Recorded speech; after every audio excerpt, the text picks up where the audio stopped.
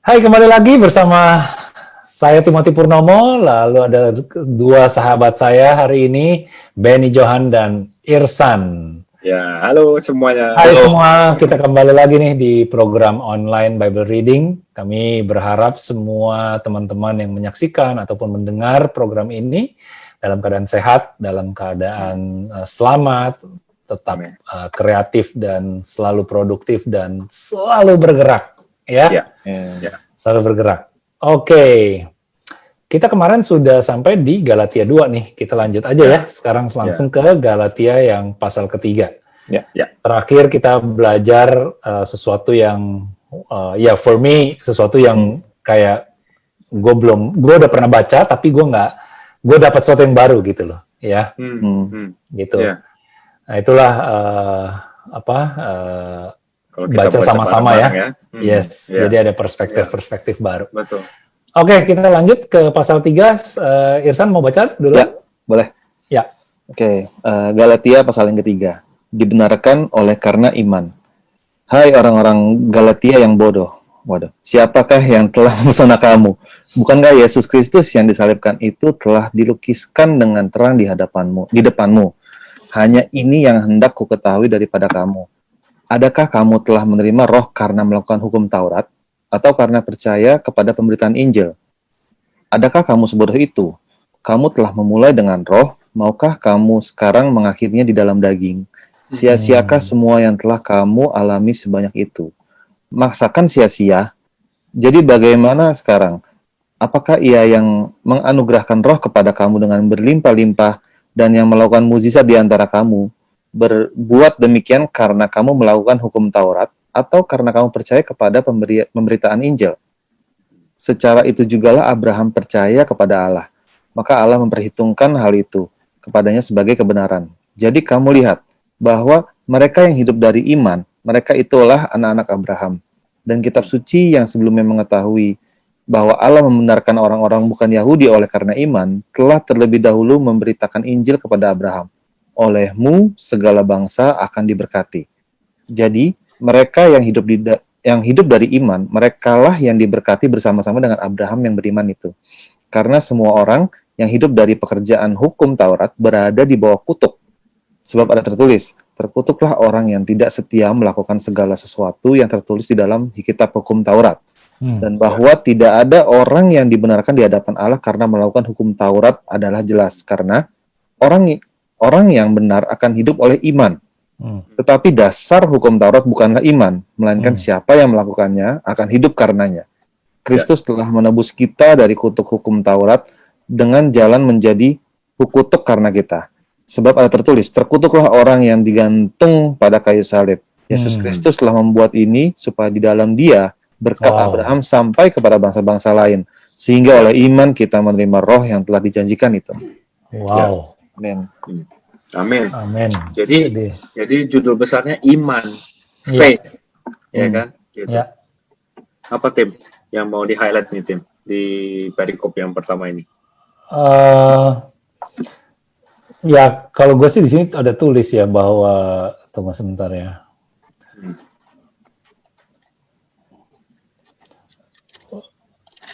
Nah, gue gini. Di catatan gue tulis gini bahwa orang-orang di Galatia ini once mereka seperti obey gitu ya, obey sama Tuhan, tapi mereka terjebak lagi nih di dalam hukum Taurat ini gitu loh. Nah, di sini Paulus kembali mengingatkan sih tentang Tuhan Yesus sendiri gitu loh, tentang bagaimana hidup bersama Tuhan Yesus gitu loh, bersama Tuhan Yesus. Jadi bukan karena hukum ya gitu, tapi karena iman gitu loh yang akan menyelamatkan gitu loh. Terus, nah ini menarik nih. Kita balik lagi nih tentang hukum lagi nih. Kayaknya di pasal 2 tadi kita belum habis-habis, terus pasal 3 masuk lagi nih. Ya, yang di ayat 11. Dan bahwa tidak ada orang yang dibenarkan di hadapan Allah karena melakukan hukum Taurat adalah jelas karena orang yang benar akan hidup oleh iman. ya kan? Saya susah ya. Ya, itu bahasa susah, cuman Ya. ditegaskan di penutupnya itu kan, bahwa orang yang benar akan hidup oleh iman, Yes. gitu. Tetapi dasar hukum Taurat bukanlah iman. Nah, ini tadi kita bahas, melainkan siapa yang melakukannya akan hidup karenanya. Nah, ini penting. Betul. Betul. Karena kalau hukum Taurat itu kan berarti ada listnya nih, ada list down-nya kan. Artinya itu benar-benar kita berdasarkan kekuatan kita. Kita pikir kita bisa. Pokoknya gue ikutin aja nih, list 1, 2, 3. Ya, jadi sama kayak anak muda yang ketemu sama Tuhan Yesus itu. Ya kan? Oke, Tuhan Yesus kan bilang, gimana? Dia kan tanya gimana masuk kerajaan Allah. Oke, lakukan ini. Ya, perintah 5, 6, 7, 8, 9, 10. Semuanya udah gue lakuin, dia bilang. Ya udah, sekarang yang 1, 2, 3, 4 tapi dirangkum dengan jualah semua kekayaanmu dan follow me. Nah, 1, 2, 3, 4. itu iman. Itu dia. Ya, itu perlu iman dong. Dia nggak mau. Gitu loh. Dan dia pergi. Dan yang menarik juga ya, perspektif lainnya adalah Tuhan Yesus juga nggak kejar dia juga. Yes. Balik dong, balik. Kalau lu nggak tuh ntar nggak selamat. Nggak. Ya. Nah, itu. Karena itu adalah free will, keputusan. Iya. Dan gue melihat kebesaran Tuhan sih di perikop ini adalah ini sih yang gila banget. Kayaknya Tuhan Yesus itu ya dia Tuhan gitu ya sebenarnya, karena dia ngomong gini. Terkutuklah orang yang digantung pada kayu salib, ya kan? Lo bayangin. Dia mati dengan cara dia digantung di kayu salib gitu. Dan pada saat itu kepercayaan orang kalau sampai orang pada saat itu kepercayaannya adalah pada saat digantung, dihukum di salib, lu udah low banget gitu ibaratnya kan. Iya. Gitu. Terkutuk, ya kan, kriminal apa segala macam. Jadi take it. Karena yang itu yang kita pernah bahas tuh di Matius yang cawan itu dia ambil sendiri semuanya. Gitu, ya kan? Gitu. Jadi yang harusnya dia menggantikan kita untuk posisi itu. Kira-kira kalau ada yang ngegantiin gitu, apakah hidup kita mau lagi terus asal-asalan? Kan gitu. Makanya gue seneng yang lu sering ngomong, gue jadi tahu diri, Nah itu, gitu loh. Karena kalau kita benar-benar ngerti, kita seharusnya jadi tahu diri. Ya kan? Itu sama sih semuanya, relationship sama kayak kita, kalau hubungan kita sama orang tua itu benar-benar baik, kita bapak sama anak baik, kan kita juga harap anak kita juga jadi tahu diri karena kita sudah do all the best buat mereka. Ataukah kita punya orang tua yang benar-benar sangat baik, itu kita juga kan harusnya menjadi anak yang tahu diri. Itu cuma personal hubungan manusia aja, ini sama Tuhan gitu loh, harusnya jauh lebih beda lagi gitu loh. Iya. Mau nanya deh, mau nanya. Ini hukum Taurat itu tercipta setelah Abraham kan ya, zamannya? Atau sebelum Abraham? Hukum Taurat itu sama dari Musa dong. Musa batu. Ya, sesudah Abraham. Sesudah Abraham kan. Berarti di sini kan istilahnya menunjukkan bahwa Abraham itu percaya kepada Allah karena imannya kan, bukan karena hukum Taurat kan. Betul. Jadi di sini pun jadi dibilang di sini kan lebih kayak ngebahas perikop ini untuk yang orang-orang yang bukan bangsa Yahudi dan belum ada yang juga ngebahas hukum Taurat gitu kan. Jadi ya istilahnya karena iman itu yang justru Allah berkenan kepada Abraham, mengasihi Allah. Betul. Nah, itu kan zaman juga sebelum Tuhan Yesus. Iya, ya kan. Justru sering dipakai pemikiran itu di zaman sekarang. Padahal Tuhan Yesus sudah datang. Kita hanya perlu percaya dan beriman sama Tuhan Yesus jadinya. Ya kan? Betul. Nanti kalau mau baca tentang iman nih, di Ibrani 11. Ibrani ya? Semuanya, Ibrani 11. Itu semua tentang iman. Dari ayat 1 sampai 31. Itu dia jelasin tuh semuanya tentang iman. Dia bilang ya kan, tentang Abel, itu juga karena by faith. Tentang Enoch yang akhirnya diangkat sama Tuhan, itu juga by faith. Jadi orang-orang itu semua karena imannya dia sama Tuhan. Yes. Kan? Karena sebenarnya gini loh, kalau kita udah beriman sama Tuhan, artinya yang tadi yang Paulus bilang, Kristus sudah hidup di dalam kita, hidup kita juga nggak akan asal-asalan lagi. Itu aja sih. Karena lu percaya kan sama dia, gitu. Iya. Oke. Lanjut ya. Lanjut. Ada yang kita lewatin kan nih? Coba lihat dulu sebentar. Tetapi ini ada yang keren nih, Tim. Ada yang keren. Dia bilang ini yang ayat ketiga, 3 ayat 3. Adakah kamu sebodoh itu?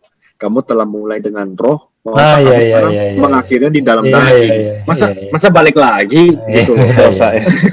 Ya kan? Masa balik lagi? Sia-siakah semua yang telah kamu alami sebanyak itu? Udah katanya udah perjumpaan dengan Tuhan. Ya dia sudah ini segala macam. Balik lagi ke dalam daging. Sia-sia aja semuanya. Bahkan di Alkitab tuh dengan keras ditulis, malah mendingan gak usah mulai dulu kalau kayak gitu. Iya kan? Iya. Bahkan dia, iya benar.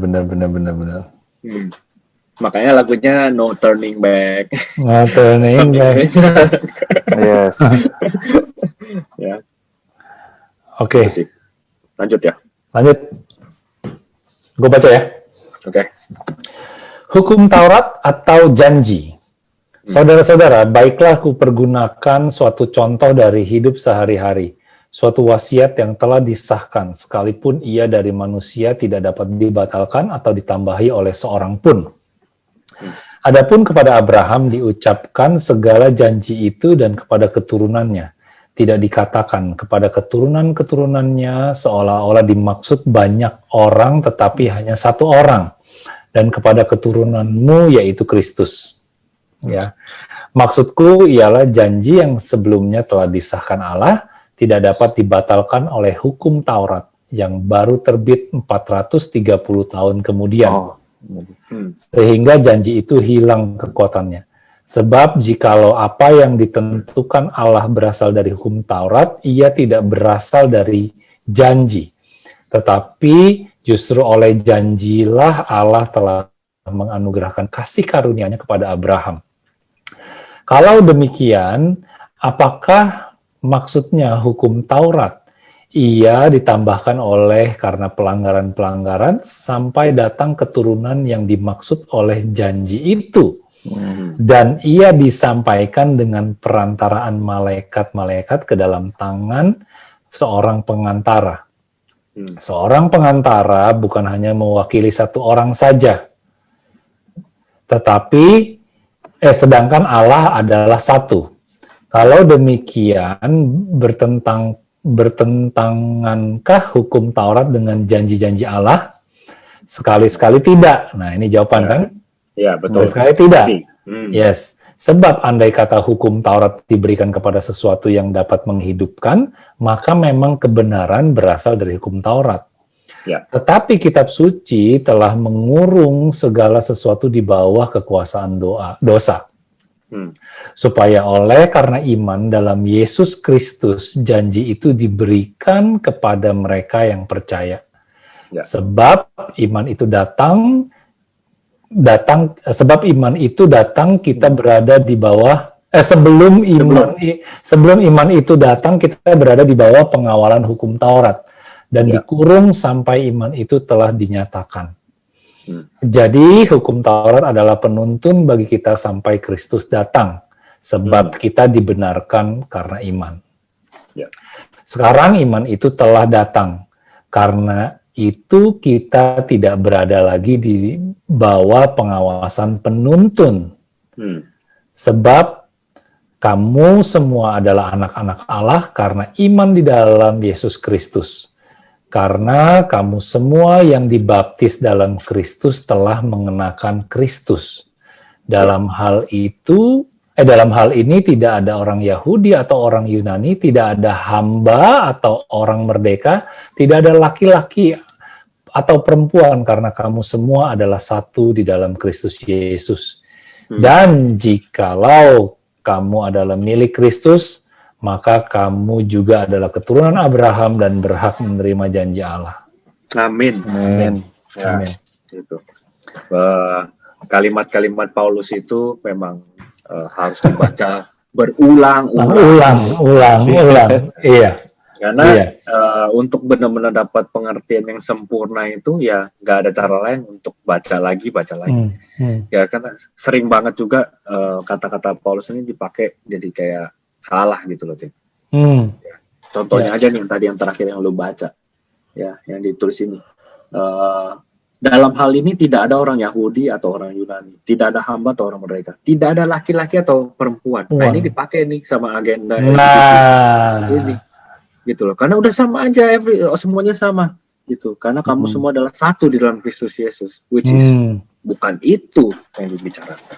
Iya. Poinnya bukan itu. Gitu. Bukan itu poinnya, ya. Terus apa lagi nih? Irsano dulu, Irsano ada. Iya, San. Jadi kalau ini menurut interpretasi gue ya, kalau misalnya dibilang kan sini hukum Taurat adalah penuntun sampai janji Allah itu sampai Tuhan Yesus datang berarti. Tuhan Yesus datang pertama kali.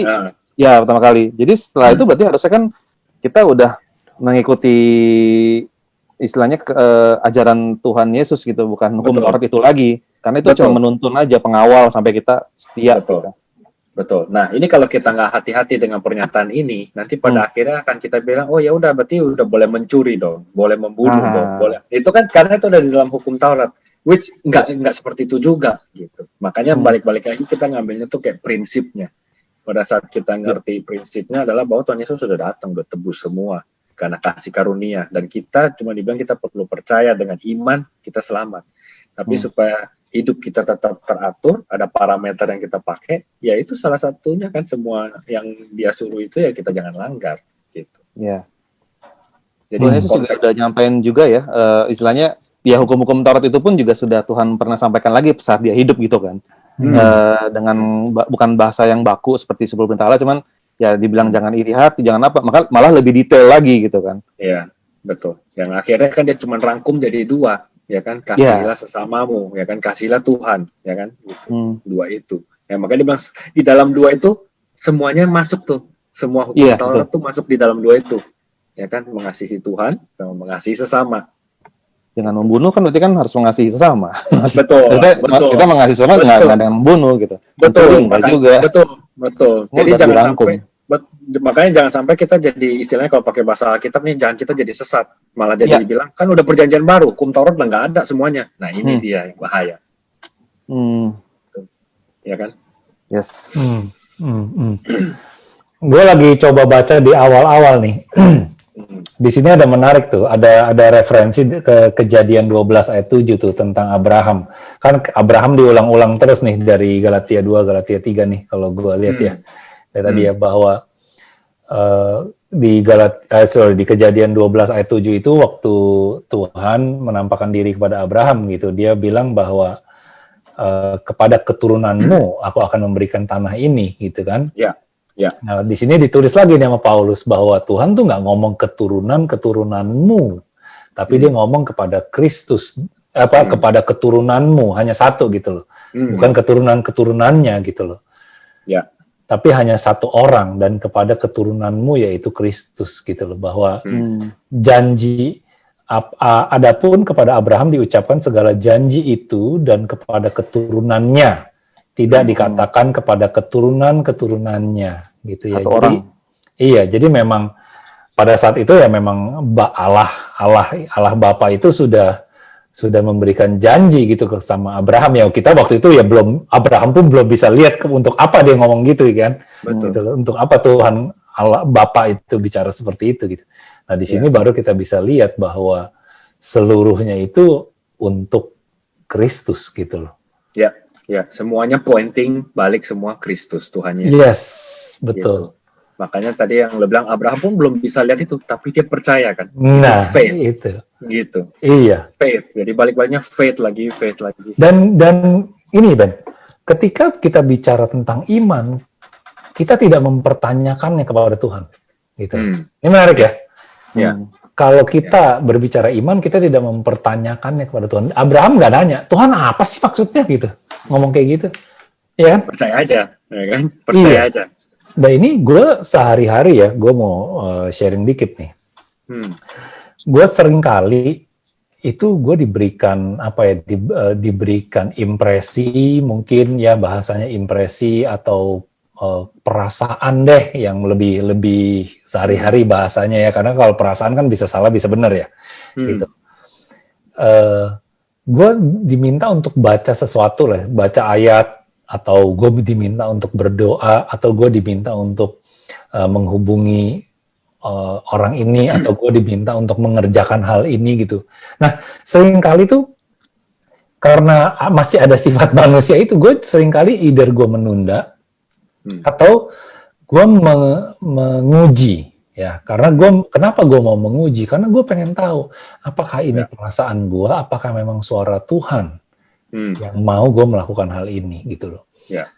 Dan seringkali ya gue seperti tertampar juga gitu, kayak Tuhan udah sebegitu kasih tahu jelas, masa lu mau nggak lakukan gitu loh. Nah, ini ketika kita bicara dari tadi soal iman, gue jadi pengen bagi ini ke kalian berdua dan seluruh teman-teman yang menyaksikan ini. Ketika kita hidup di dalam kebenaran, ketika kita selalu berusaha dekat dengan Tuhan, biasanya Tuhan tuh akan memberikan kita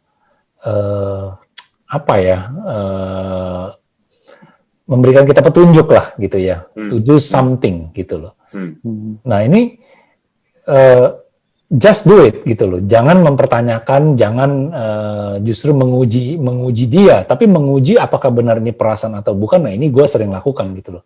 Tapi jangan menguji dia gitu loh. Just do it gitu loh. Karena beberapa kali gue itu menguji, kelamaan mengujinya, dan benar kejadiannya adalah justru orang pekerjaan yang harus gue selesaikan itu yang berhubungan dengan orang lain. Itu orang lain yang justru nyamperin gue dengan pekerjaan yang sama itu gitu loh. Ngerti nggak? Jadi kayak gue nggak melakukan bagian gue gitu loh. Harusnya gue melakukan bagian gue itu sebelum dia ngomong ke gue gitu. Nah itu di situ gue kayak nyesel banget gitu. Yang bisa gue cuman sedih gitu. Kenapa gue nggak bener-bener langsung lakuin gitu loh. Iya, tapi ya itu perjalanan iman sama relationship yang dibangun. Lama-lama kan lo akan udah semakin tahu, semakin tahu gitu, semakin istilahnya pakai kata sensitif sama apa maunya Tuhan. Ya kan? Jadi kita udah ngebedainnya juga udah jauh lebih gampang. Iya. Sekarang gue membiasakan diri lakuin aja gitu loh. Lakuin aja. Ya, tadi kan ada kata kunci yang lo bilang, selama itu kebenaran, selama kita dekat sama Tuhan, ya kan? Itu bukan sesuatu yang melanggar, ya kan? Itu kan bukan sesuatu yang melanggar gitu. Iya. Ya. Benar. Yang tadi juga mungkin selama itu bukan menjadi batu sandungan ya. Yang tadi kita bahas sebelumnya, dan itu juga berguna, membangun. Betul. Jadi pada saat kita baca ini, kita jadi kayak, gue sering ngobrol sih, gue bilang sama istri, kita tuh harus punya perspektif yang 360 dari Bible. Jadi kita udah pernah ngelingkerin semuanya. Jadi kita udah tahu. Jadi banyak tuh yang pas kita mau kerjain, kita jadi ingat yang tadi. Membangun nggak? Ya kan? Berguna nggak? Ternyata parameternya ini nggak berguna loh. Ya, berarti bukan. Gitu. Ini ternyata nggak membangun sama sekali. Malah bisa jadi orang nanti malah jadi batu sana. Berarti bukan. Udah nggak usah lagi. Gitu. Selama itu masih dalam parameter yang udah di-set, just do it. Gitu. Saya pernah dengar juga kemarin sebelumnya, kalau Tuhan punya rencana, itu pasti terjadi. Kalau bukan kita yang ngelakuin, ya Tuhan tinggal tunjuk orang lain yang ngelakuin itu gitu kan. Betul, ada orang lain juga yang orang lain yang pasti tunjuk untuk ngelakuin itu. Benar. Cuma pada saat itu terjadi kan kita kayak, aduh, itu kan tadinya kita udah disuruh gitu. Kenapa lu nggak mau kerjain? Ya, tapi it's okay sih. Itu namanya juga perjalanan iman. Thank you Tim for sharing. Ya. Lanjut Ben, Galatia 4, kita punya 15 menit. Oke, lanjut Galatia 4. Sebentar, Tim. Oke, tidak ada lagi perhambaan, ya. Itu perikop yang pertama. Yang dimaksud ialah, selama seorang ahli waris belum akil balik, sedikit pun ia tidak berbeda dengan seorang hamba. Sungguh pun ia adalah tuan dari segala sesuatu. Tetapi ia berada di bawah perwalian dan pengawasan sampai pada saat yang telah ditentukan oleh Bapaknya. Demikian pula kita. Selama kita belum akil balik, kita takut juga kepada roh-roh dunia. Tetapi setelah genap waktunya, maka Allah mengutus anaknya yang lahir dari seorang perempuan dan takluk kepada hukum Taurat.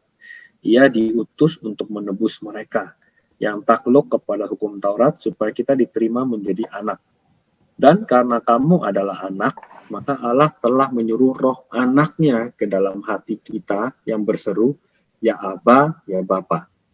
Jadi kamu bukan lagi hamba, melainkan anak. Jikalau kamu anak, maka kamu juga adalah ahli-ahli waris oleh Allah. Dahulu ketika kamu tidak mengenal Allah, kamu memperhambakan diri kepada Allah-Allah yang pada hakikatnya bukan Allah. Tetapi sekarang sesudah kamu mengenal Allah, atau lebih baik, sesudah kamu dikenal Allah. Ini gue suka banget nih. Nah, bagaimanakah kamu berbalik lagi kepada roh-roh dunia yang lemah dan miskin dan mau mulai memperhambakan diri lagi kepadanya? Kamu dengan teliti memelihara hari-hari tertentu, masih lihat hari, masih lihat bulan, masa-masa yang tetap dan tahun-tahun. Aku khawatir kalau susah payahku untuk kamu telah sia-sia. Come on. Kan dia udah orang percaya, masa masih lihat hari lagi? Iya ya. Gitu. Ini gila ya. Men, ini ditulis ribuan tahun yang lalu. Ya, gitu. Iya kan? Iya, makanya pada saat kita melihat gitu kan, ya kan kita tahu, jadi kita juga jadi bisa ngelihat benar-benar kebenaran itu jadi muncul, ya kan? Wow. Tadi baca yang tadi udah ngerti semua kan, kata-kata itu semua kan? Iya. Ini memang Paulus di sini intinya dia mau mengulang tentang Tuhan Yesus lagi sih. Karena kalau kita lihat tadi kan bahwa Galatia ini nih agak terjebak nih orang-orang ini ya. Once dia udah percaya, terus dia mulai nih takut-takut lagi gitu ya. Ben, Galatia ini ya, correct me if I'm wrong, Galatia ini Gentiles ya tadinya ya? Iya, tapi gue belum dapat secara keseluruhannya nih tentang apa nih. Tapi benar, dia karena terpengaruh oleh kepercayaan Gentiles lagi. Gitu. Tapi enggak, maksudnya dulunya mereka Gentiles kan? Iya. Gitu. Lanjut lagi? Lanjut. Oke. Ingatlah akan hubungan kita yang semula. Aku minta kepadamu, saudara-saudara, jadilah sama seperti aku. Sebab aku pun telah menjadi seperti kamu. Belum pernah kualami sesuatu yang tidak baik daripadamu. Kamu tahu bahwa aku pertama kali telah memberitakan Injil kepadamu oleh karena aku sakit pada tubuhku. Sungguh pun demikian keadaan tubuhku itu yang merupakan pencobaan bagi kamu. Namun kamu tidak menganggapnya sebagai sesuatu yang hina dan yang menjijikan. Tetapi kamu telah menyambut aku sama seperti menyambut seorang malaikat Allah. Malahan sama seperti menyambut Kristus Yesus sendiri. Betapa bahagianya kamu pada waktu itu. Ya, dan sekarang, di manakah bahagiamu itu? Karena aku dapat bersaksi tentang kamu, bahwa jika mungkin, kamu telah mencungkil matamu dan memberikannya kepadaku. Apakah dengan mengatakan kebenaran kepadamu, aku telah menjadi musuhmu? Tolong yang 16 ini dilingkarin, karena ini ayat yang buat gua banget. Iya. Ya, jangan takut untuk memberitakan sebuah kebenaran. Gitu. Memang kadang kebenaran itu pahit. Ya, gue denger sih dari ada orang yang ngomong kebenaran itu pahit tapi menyembuhkan. Ya kan?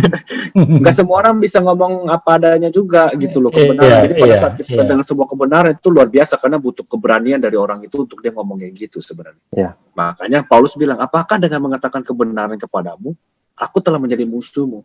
Emang dengan gue ngomong yang sebuah kebenaran gue jadi musuh lu kan? Harusnya enggak. Jadi ya gitu. Mereka dengan giat berusaha untuk menarik kamu, tetapi tidak dengan tulus hati, karena mereka mau mengucilkan kamu, supaya kamu dengan giat mengikuti mereka. Yang itu, yang tadi, ya kan? Masih mau lihat hari lagi. Ya. Memang baik kalau orang dengan giat berusaha menarik orang lain dalam perkara-perkara yang baik. Asal pada setiap waktu dan bukan hanya bila aku ada di antara kamu. Yes, ini penting. Ya. Penting. Hai anak-anakku, karena kamu aku menderita sakit bersalin lagi, sampai rupa Kristus menjadi nyata di dalam kamu. Betapa rinduku untuk berada di antara kamu pada saat ini dan dapat berbicara dengan suara yang lain, karena aku telah habis akal menghadapi kamu. Ya, gitu. Iya. Ada yang mau ditambahin? Ya itu yang jadi highlight gue memang yang ayat 16 tadi ya. sama ayat 18 itu literally reminder sih yang nampol banget gitu. Iya. Ya, karena ini bisa relate banget dengan kehidupan kita sekarang sih gitu. Jadi kalau make sure kita kalau mau bukan mempengaruhi ya, maksudnya mau mengatakan sesuatu, kita make sure bahwa itu hal baik yang kita ajarkan ke orang lain gitu ya. Jangan sampai kita justru malah ngajarin hal yang salah gitu loh, atau mempengaruhi yang salah gitu. Iya, benar. Ini sebenarnya kalau di perikop sebelumnya itu seperti sebenarnya ayat-ayat yang buat yang kayak tadi Tim bilang ya, buat Gentiles ya, istilahnya yang udah tapi semua juga istilahnya kepada orang Yahudi juga kan, dengan Tuhan datang menebus kita menjadi anak istilahnya kan di situ. Jadi kita bisa berseru ya Aba ya Bapa, kita benar-benar sudah tidak menjadi hambanya hamba dosa lagi, justru itu kan. Di sini maka dibilang jika di ayat 7, jikalau kamu anak maka kamu juga menjadi ahli waris oleh Allah. Ya ini ayat pegangan banget juga, maksudnya kayak dulu gue pernah merasa kok Tuhan baiknya ke orang Israel doang gitu. Cuman emang pada zaman itu memang digenapinnya untuk itu, tapi setelah Tuhan disalib ya dia buat semuanya gitu. Betul, makanya sangat penting buat kita tahu timeline. Kalau kita nggak tahu timeline, kita ngacak jadinya. Gitu. Ini timelinenya ini sekarang adalah namanya Church Age. Berarti ini adalah masa-masa kasih karunia untuk semua orang yang mau percaya. Inilah zaman gereja sekarang. Jadi yang mau percaya ya, karena Church Age juga akan ada habisnya. Di mana-mana grace period juga ada habisnya, nggak ada grace period terus. Gitu loh. Jadi nanti udah masuk lagi ke timeline berikutnya. Jadi memang dulu ya timelinenya kan ditawarkan buat bangsa Israel dulu. Gitu. Ya, jadi semuanya udah rapi tersusun. Tadi jawab pertanyaannya Timothy, memang tuh Galatia buat orang Gentiles, Tim. Jadi Galatia itu ternyata kan ada di Kisah Para Rasul yang kita udah pernah baca. Itu yang Pisidia, Iconium, Listra, Derbe itu Galatian, Galatians itu mereka mainly isinya orang-orang Gentile yang udah menjadi orang percaya. Betul. Orang-orang Gentile yang menjadi orang percaya. Jadi itu makanya bahasanya seperti ini. Karena ya kita bisa sangat mengerti karena kita pun Gentiles. Ya kan, pada saat kita baca ini ya ada kecenderungan setelah kita udah percaya aja kita masih banyak bikin rule sendiri. Gitu. Itu ya kan. Oh harus lihat. Ya itu yang tadi yang dengan sangat jelas ditulis, masih lihat hari, lihat bulan, lihat tahun. Itu nggak lagi gitu, ya kan? Kira-kira itu. Betul. Ada waktu lagi, Tim? Tinggal 5 menit. Iya, tinggal 5 menit ya. Lanjut, tinggal satu perikop. Lanjut? Ya, tinggal satu perikop, habisin aja ya. Hagar dan Sarah ya. Ya, habisin aja. Oke, Isano. Hagar dan Sarah, katakanlah kepadaku, hai kamu yang mau hidup di bawah hukum Taurat, tidakkah kamu mendengarkan hukum Taurat? Bukankah ada tertulis bahwa Abraham mempunyai 2 anak, seorang dari perempuan yang menjadi hambanya, dan seorang lagi perempuan yang merdeka. Tetapi anak dari perempuan yang menjadi hambanya itu diperanakan menurut daging, dan anak dari perempuan yang merdeka itu oleh karena janji. Ini adalah suatu kiasan, sebab kedua perempuan itu adalah kedua ketentuan Allah. Yang satu berasal dari Gunung Sinai, dan melahirkan anak-anak perhambaan, yaitu Hagar. Hagar ialah Gunung Sinai di tanah Arab, dan ia sama dengan Yerusalem yang sekarang, karena ia hidup dalam perhambaan dengan anak-anaknya. Tapi Yerusalem surgawi adalah perempuan yang merdeka, ia adalah ibu kita, karena ada tertulis, bersukacitalah hai si mandul yang tidak pernah melahirkan, bergembiralah dan bersorak-sorailah, hai engkau yang tidak pernah menderita sakit bersalin. Sebab yang ditinggalkan suaminya akan mempunyai lebih banyak anak daripada yang bersuami. Dan kamu saudara-saudara, kamu sama seperti Ishak adalah anak-anak janji. Tetapi seperti dahulu, dia yang diperanakan menurut daging menganiaya yang diperanakan menurut roh. Demikian juga sekarang ini. Tetapi apa kata nas kitab suci? Usirlah hamba perempuan itu beserta anaknya, sebab anak hamba perempuan itu tidak akan menjadi ahli waris bersama-sama dengan anak perempuan merdeka itu. Karena itu, saudara-saudara, kita bukanlah anak-anak hamba perempuan, melainkan anak-anak perempuan merdeka. Amin. Amin. ya. Jadi dalam ya ceritanya ya. Gitu. Iya. Jadi kalau kita baca ini harusnya kita bacanya secara prinsipal, jangan take it personally. Jadi ini nggak personal, tapi ini tentang prinsipal. Ya, karena kan kita tahu ceritanya Hagar sama Sarah. Ya kan? Abraham kan dijanjiin Tuhan, nanti kamu akan punya anak. Ya, terus karena nunggu lama, ya for some reason dia malah jadi sama Hagar. Itu pun dengan atas izinnya Sarah. Itu aja udah the whole sermon lagi tentang itu. Bahwa kita kadang karena Tuhan janji gini, kita malah pakai cara kita. Gitu loh. Kita pikir kan Tuhan udah janji, kita pakai cara kita aja. Ternyata kan enggak. Gitu. Nah, makanya anak Hagar itu kan kita tahu Ismail itu kan. Nah itu yang dibilang yang satu menurut daging, karena lu yang bikin sendiri caranya, pakai cara kamu sendiri, itu makanya jadi menurut daging, bukan menurut caranya Tuhan. Yang satu karena janji, Tuhan udah janji, ya harus kita percaya sebenarnya. Jadi biar waktu Tuhan aja yang nanti akan fulfill itu, ya kan? Nah itu pada akhirnya makanya dia bilang kita ini anak-anak janji, gitu. Ya, jadi yang soal, iya. Ahli waris bersama-sama dengan anak perempuan merdeka itu. Gitu. Ini menarik lah, sebab kedua perempuan itu adalah dua ketentuan Allah. Ya berarti memang ya Tuhan tahu bahwa itu akan terjadi gitu loh. Tapi dia ingat nggak yang Hagar nangis di samping sumur dia habis diusir itu kan? Ya, dan dia ketemu Tuhan.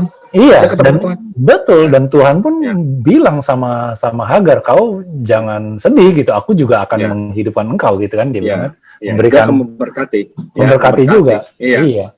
Gitu loh. Jadi ya perspektifnya kita harus lihat yang sebenarnya di sini ya. Kita nggak bisa kayak ngomong kok gue lebih rendah dari elu. Menurut gue sih nggak seperti itu ya gitu. Jadi posisi kita itu kan yang menentukan sebenarnya adalah pemikiran kita juga gitu ya. Kita mau berlaku sebagai apa di sini gitu. Ya, tapi gue pengen bawa lagi kita ke timeline. Karena itu kan timelinenya Abraham kan berjalan nih waktu Musa semuanya sampai udah Tuhan Yesus. Sekarang kita 2020, udah ada Tuhan Yesus Kristus. Makanya Paulus ini selalu mau pointing back to Jesus Christ.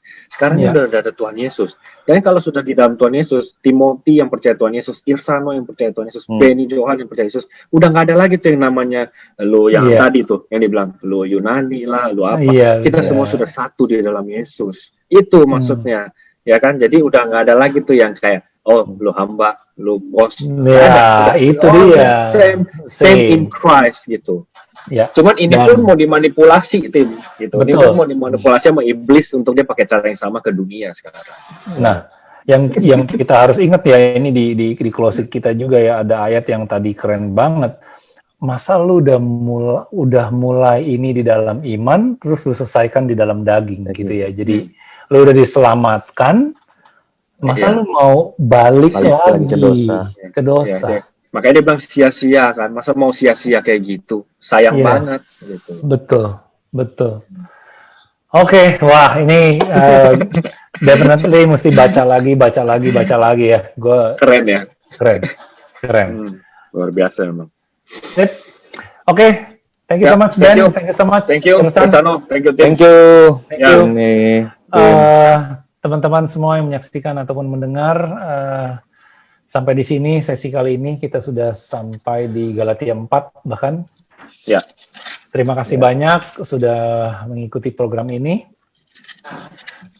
Selalu jaga kesehatan, selalu kreatif, selalu produktif, dan selalu bergerak untuk kita bisa beradaptasi dengan hal-hal yang baru yang terjadi. God bless you. Sampai jumpa. God bless. God bless. Bye. Bye.